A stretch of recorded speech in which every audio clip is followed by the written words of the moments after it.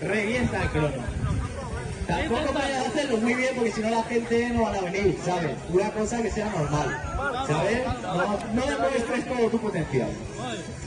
No vale caerse, ¿eh? Importantísimo. Aquí tenemos a Biel, categoría Master 30. Bueno, Master 30 lo podemos discutir. Aquí tenemos a Biel, el corredor del MMX Alcoy. Lo mismo está en Alcoy, que está en Sedalí, que está en Loriguilla. El corredor de la Comunidad Valenciana lo vamos a llamar. Y tiempazo 17.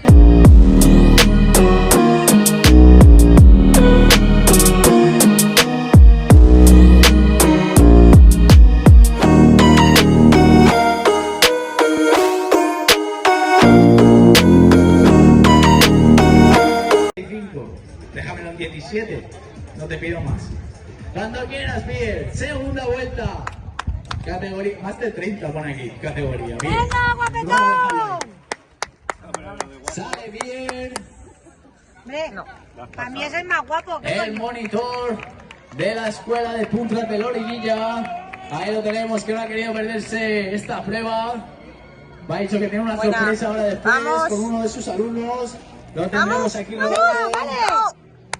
Bueno, todo el mundo dándole la bienvenida a Artur, que va ahí con su monitor. Bien. Y Colomina, que se ha metido ahí uno más. Un espontáneo en la pista para poner nervioso al chiquillo. A ver qué hacen los dos monitores detrás. Es que, Artur, tú tranquilo.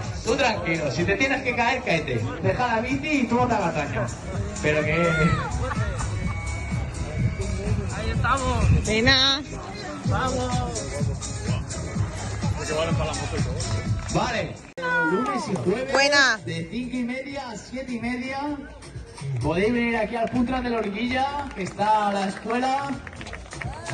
Bicicletas y scooter. Solamente tenéis que venir. La primera clase tiene que ser gratis, ya lo digo yo.